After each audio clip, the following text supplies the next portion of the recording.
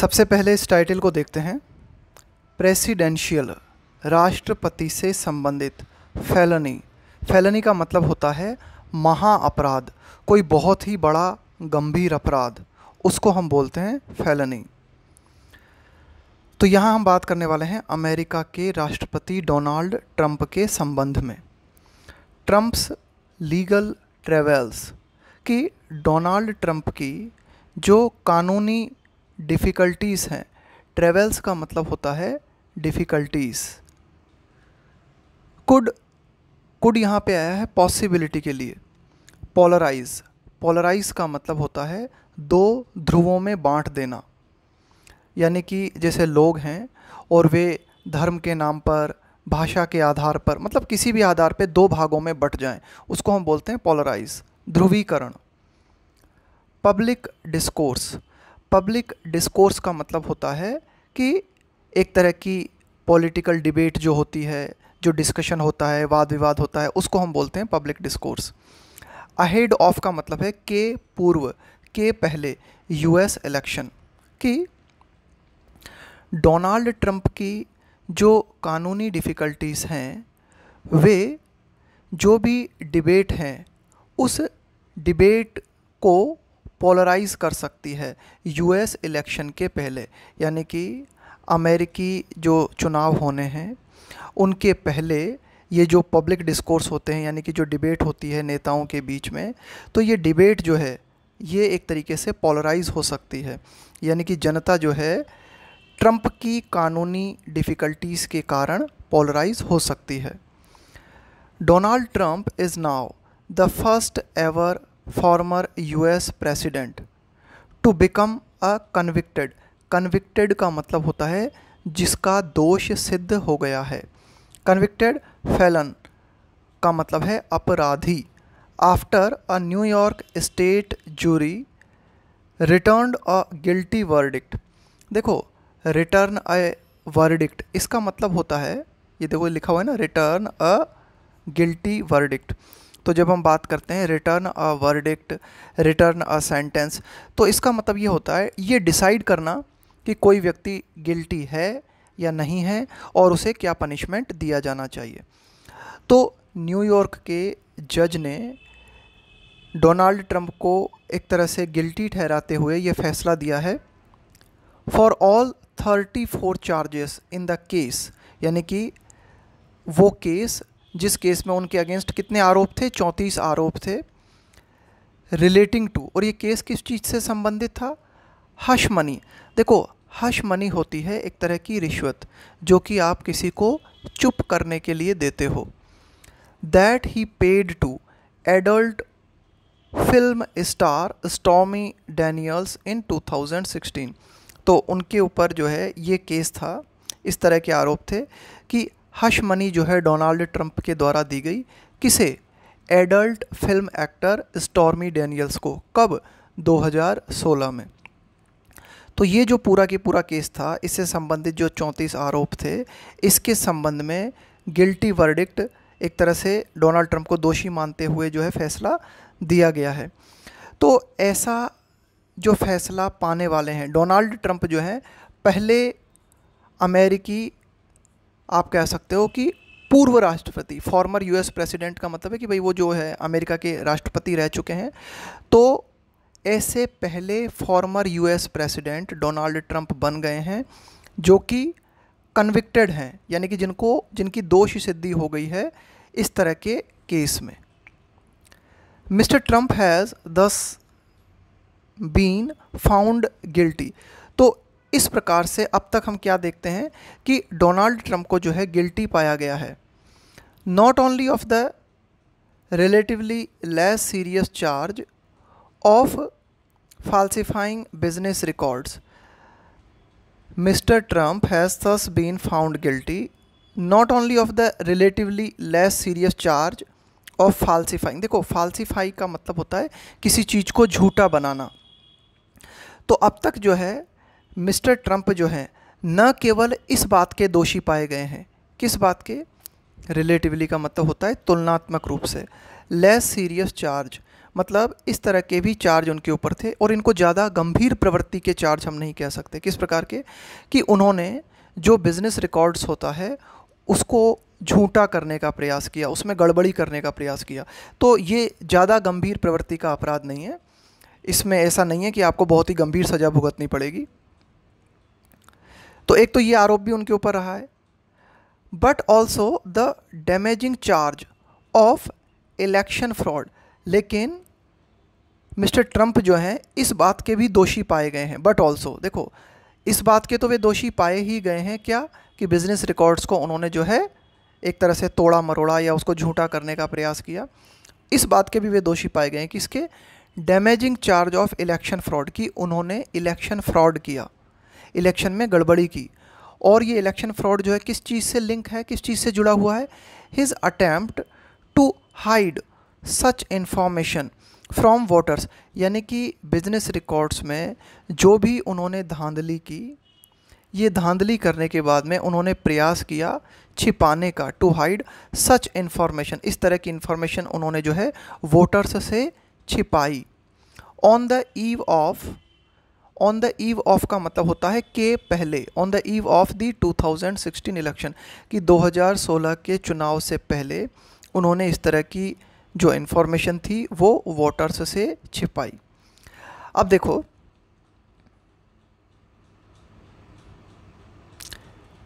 ये यहाँ से लेके और यहाँ तक ये क्या है, एक एडिशनल जानकारी दी गई है, इसको भी पढ़ लेते हैं।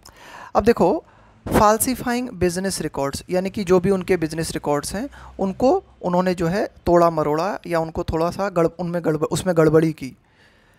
अब ये फाल्सीफाइंग बिजनेस रिकॉर्ड जो है विच स्टेम्ड फ्रॉम, देखो स्टेम फ्रॉम का मतलब होता है इसकी शुरुआत कहाँ से होती है, ये डेवलप कहाँ से होता है। विच स्टेम्ड फ्रॉम, तो ये कहाँ से निकला है? The $130,000 reimbursement. रीइम्बर्समेंट का मतलब होता है पैसा लौटाना। जैसे आपने मेरे लिए कोई काम कर दिया और आपने अपने पैसे लगाए अपनी तरफ से, अब मैं आपको आपके पैसे लौटाऊंगा, इसको हम क्या कहेंगे? रीइम्बर्समेंट। तो कुल मिला के $130,000 जो है उन्होंने लौटाए। दैट ही सेटल्ड विथ, है ना, सेटल विथ का मतलब होता है कि भाई जो बिजनेस लेन देन है वो आपने सेटल कर लिया मामला।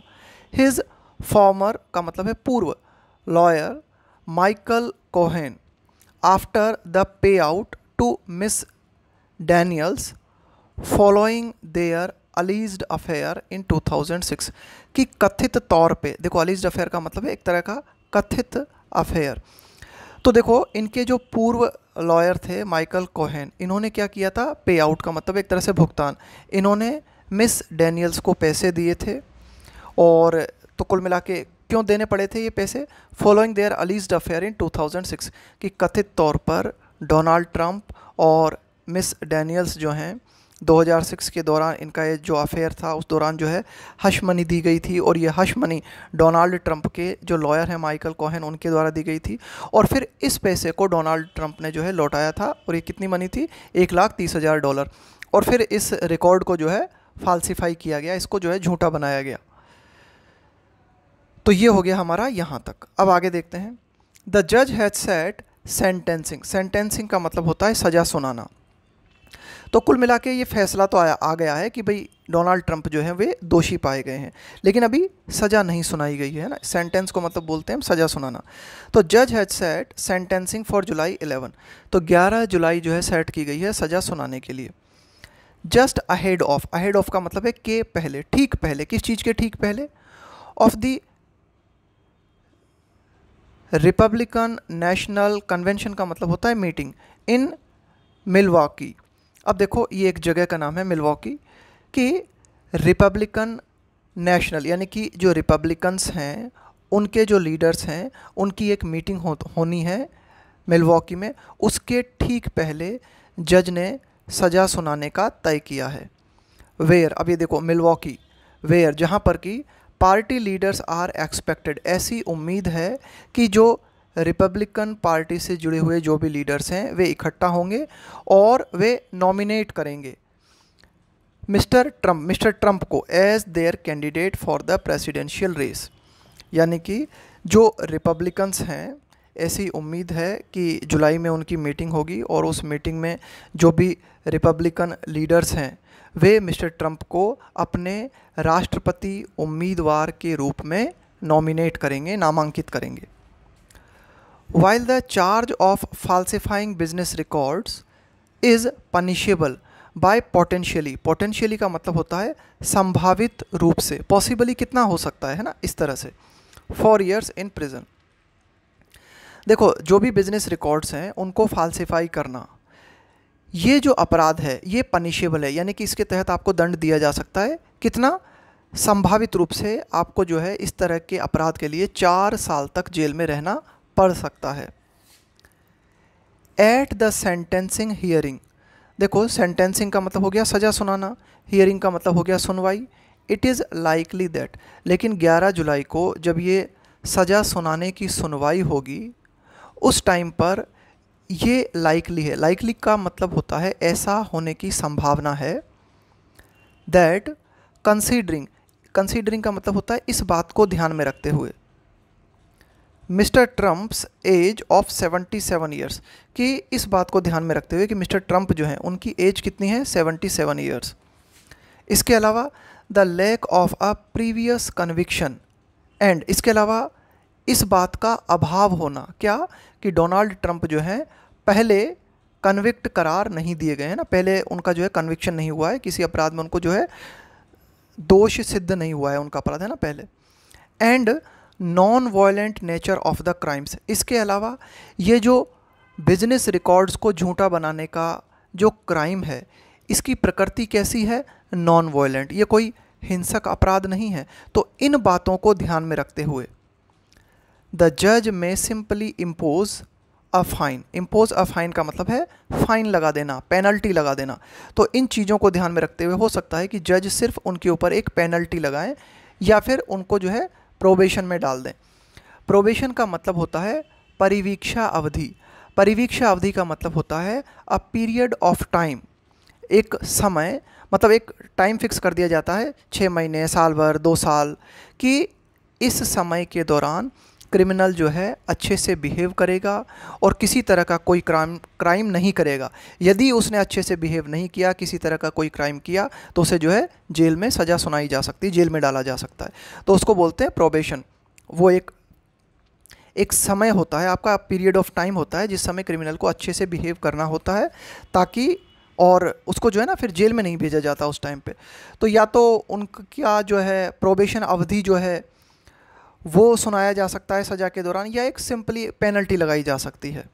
ऑल्दो, यद्यपि, हालांकि, द अलिगेशंस का मतलब है आरोप, in 3 other criminal indictments that he faces, हालांकि अगर हम बात करें कि 3 अन्य आपराधिक, इंडाइटमेंट का मतलब है अभियोग, इसके अलावा 3 अन्य आपराधिक अभियोग का सामना डोनाल्ड ट्रंप कर रहे हैं जो कि जुड़े हुए हैं। अन्य जो अपराध हैं ना वो किस चीज़ से जुड़े हुए हैं? Federal and state charges of interference in the 2020 election, कि 2020 के जो चुनाव हुए उसमें इन्होंने अनावश्यक इंटरफेरेंस किया, हस्तक्षेप किया, दखलंदाजी की। तो इस तरह के 3 आरोप और डोनाल्ड ट्रंप के ऊपर हैं। इसके अलावा और किस तरह के आरोप हैं इनके ऊपर? एक तो हो गया कि 2020 के इलेक्शन में इंटरफेरेंस करना, दखलंदाजी देना, and the miss handling of classified documents, इसके अलावा जो सरकारी दस्तावेज होते हैं उनको मिस हैंडल करना, यानी कि उनका गलत इस्तेमाल करना। कैरी मोर सीवियर सेंटेंसेस, तो ये जो अपराध हैं, जैसे 2020 का जो इलेक्शन है उसमें इंटरफेरेंस करना, जो क्लासिफाइड डॉक्यूमेंट्स हैं उनको ठीक तरह से हैंडल नहीं करना, तो ये अपराध जो है कैरी करते हैं क्या? और गंभीर सजाएं, यानी कि अगर मिस्टर ट्रंप जो हैं इन अपराधों के तहत दोषी पाए जाते हैं तो उन्हें और गंभीर सज़ा सुनाई जा सकती है। लेकिन फ़िलहाल ये जो केसेस हैं, those cases are bogged down in appeals. देखो, बोग्ड डाउन इसका मतलब होता है, जब हम बोलते हैं ना बॉग डाउन, इसका मतलब है कि आप कुछ इतना उलझ गए हो किसी चीज़ में कि प्रोग्रेस नहीं हो पा रही उस चीज़ में। इन अपील्स, तो देखो इन केसेस के संबंध में अपील्स की गई हैं जिसके कारण ये केस जो हैं थोड़े से अभी उतनी ज़्यादा प्रोग्रेस नहीं कर पा रहे। तो ये जो केसेस हैं आर अनलाइकली अनलाइकली का मतलब है ऐसा होने की बहुत ही कम संभावना है। To enter the trial phase, trial phase का मतलब हो गया वही जो सुनवाई का जो चरण होता है।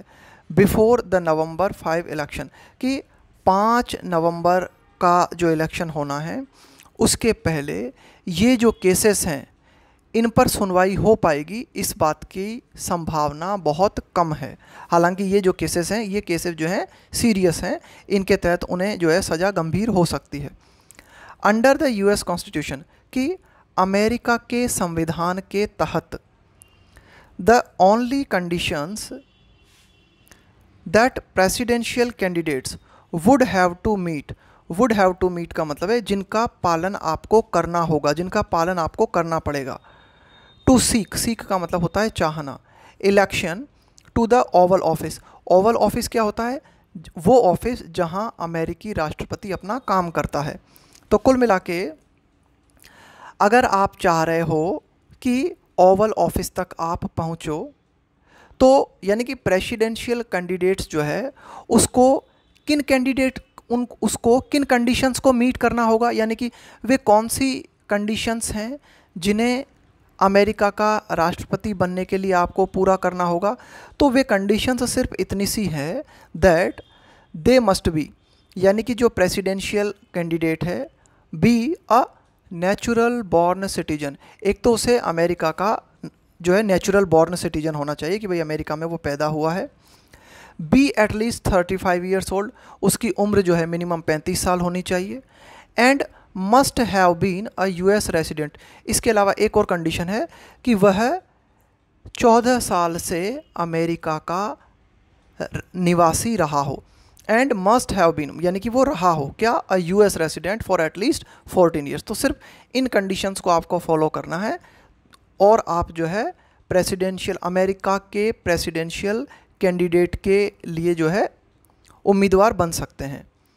इन दिस कॉन्टेक्स्ट, इस संदर्भ में the New York conviction does not bar, कि जो न्यूयॉर्क की जो कन्विक्शन है, जो दोष सिद्धि है, ये जो न्यूयॉर्क के जज ने उनको गिल्टी पाया है, डज नॉट बार, तो ये जो कन्विक्शन है ये नहीं रोकता, बार का मतलब है रोकना, Mr Trump from continuing his run as a presidential candidates, कि मिस्टर डोनाल्ड ट्रंप जो हैं राष्ट्रपति कैंडिडेट के रूप में अपने आप को जो है जारी रख सकें। यानी कि कुल मिला के ये जो कन्विक्शन है, ये जो न्यूयॉर्क कन्विक्शन है, ये डोनाल्ड ट्रंप को इस चीज़ से नहीं रोकता। किस चीज़ से? यानी कि डोनाल्ड ट्रंप जो है एक प्रेसिडेंशियल कैंडिडेट के रूप में अपनी जर्नी जारी रख सकते हैं। फर्दर का प्रयोग हम करते हैं कि आपने कुछ बात बोली, अब आप उसमें कुछ और ऐड करना चाहते हो। इट इज़ पॉसिबल, ये भी संभावित है, इस बात की भी संभावना है दैट इवन इफ़ का मतलब होता है भले ही is sentenced to time in prison in one और more of the criminal cases, कि एक या अन्य आपराधिक अपराधों के तहत उनको अगर जेल भी हो जाती है, उनको जेल भेज दिया जाता है, तो he could govern from behind bars, तो मिस्टर ट्रंप जो हैं जेल की सलाखों के पीछे से भी सरकार चला सकते हैं, यानी कि जेल में रह के भी वे अपना काम कर सकते हैं अगर मान लो उन्हें सज़ा हो भी जाती है एक या दो आपराधिक केसेस में। The more troubling question relates to, यानी कि ऐसा प्रश्न है ना जो कि चिंता का कारण है, जो परेशानी पैदा करने वाला है, वो किस चीज़ से जुड़ा हुआ है? Relates to the polarising effect. Polarising effect मतलब मैंने आपको बताया ध्रुवीकरण कर देना, है ना, कोई मुद्दा जो है, कोई भी बात जो है उसको लेकर लोगों का दो भागों में बट जाना। That is legal travels might have, might यहाँ पे आया है संभावना के लिए, ऑन द पब्लिक डिस्कोर्स, यानी कि जो डिबेट होती है, जो राजनीतिक विवाद होते हैं, तो ये जो पॉलिटिकल डिबेट्स होती हैं, इन पॉलिटिकल डिबेट्स में ये जो न्यूयॉर्क के जज का जो फैसला आया है, ये फैसला क्या कर सकता है? पोलराइजिंग इफेक्ट जो है क्रिएट कर सकता है। देखो इस फैसले के तहत डोनाल्ड ट्रंप को क्या करना पड़ेगा?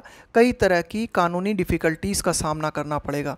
तो डोनाल्ड ट्रंप की जो कानूनी डिफ़िकल्टीज़ हैं वे पोलराइजिंग इफ़ेक्ट क्रिएट कर सकती हैं, और ये जो लीगल ट्रेवल्स हैं इनका प्रभाव पब्लिक डिस्कोर्स पर भी हमें देखने को मिल सकता है। यानी कि जो डिबेट्स होती हैं नेताओं के बीच, उन डिबेट्स में भी लीगल ट्रेवल्स का प्रभाव हमें देखने को मिल सकता है। रिपोर्ट्स आर सजेस्टिंग कि जो भी रिपोर्ट्स हैं वो ये सजेस्ट कर रही हैं, वो ये बता रही हैं that the guilty verdict appears to be, कि गिल्टी वर्डिक्ट का मतलब है ऐसा फैसला जिसके तहत आपको दोषी करार दिया गया है।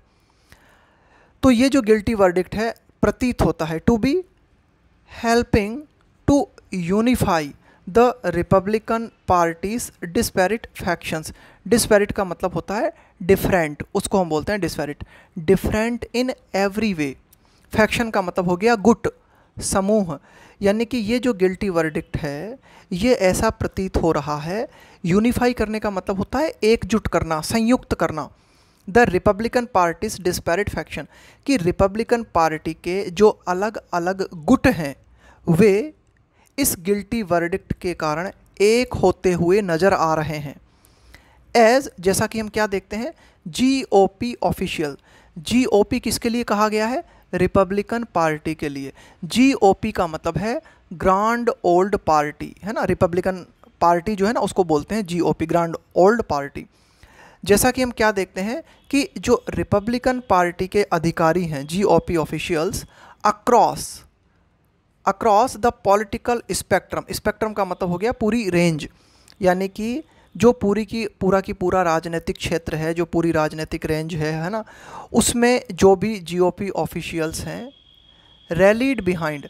रैली बिहाइंड का मतलब होता है to publicly show support for, सार्वजनिक रूप से किसी के प्रति अपना सपोर्ट दिखाना।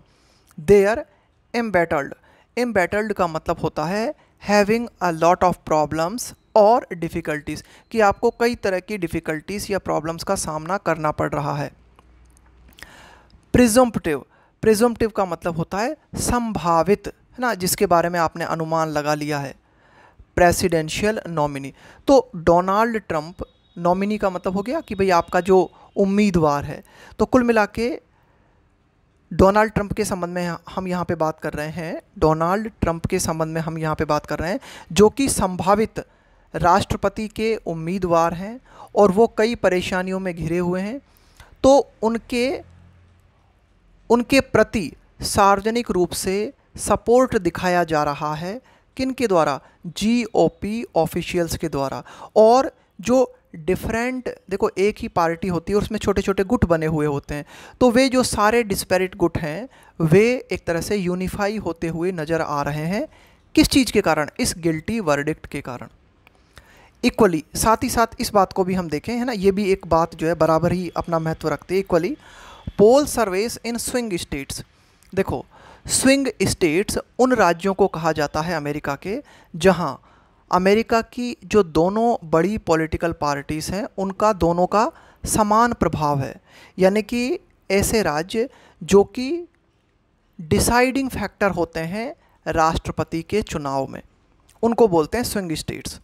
अर्लियर का मतलब है पूर्व में, दिस ईयर कि इस साल पूर्व में, यानी कि इस साल की शुरुआत में स्विंग स्टेट्स में जो चुनावी सर्वे हुआ था उसमें ये बात सामने आई थी that 53% of voters would not vote for mister Trump, कि 53% मतदाता डोनाल्ड ट्रंप के लिए वोट नहीं करेंगे if any of his criminal cases resulted in a conviction, कि डोनाल्ड ट्रंप के ऊपर जो भी आपराधिक मामले हैं उन आपराधिक मामलों में से एक का भी रिजल्ट अगर कन्विक्शन के रूप में आता है, दोष सिद्धि के रूप में आता है, तो पोल सर्वेस में ये बात सामने आई थी कि भाई 53% मतदाता जो है वो डोनाल्ड ट्रंप को वोट नहीं करेंगे, है ना। इस तरह की बात जो है इस साल के पूर्व में किए गए चुनावी सर्वे में सामने आई थी। नवंबर 2024 चुनाव होने हैं, नवंबर 2024 में।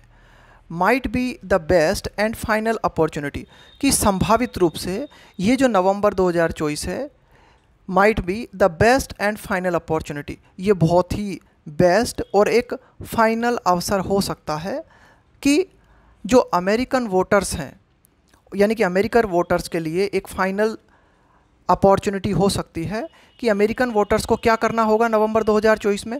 विल हैव टू डिसाइड, उन्हें ये तय करना होगा ऑन वेदर, कि क्या after all finally they consider, consider का मतलब होता है मानना, कि क्या अमेरिकन वोटर्स जो हैं ये मानते हैं कि मिस्टर ट्रंप जो हैं वे बिल्कुल फिट हैं, बिल्कुल योग्य हैं अमेरिका को लीड करने के लिए, यानी कि अमेरिका के राष्ट्रपति बनने के लिए। तो ये था हमारा आज का एडिटोरियल।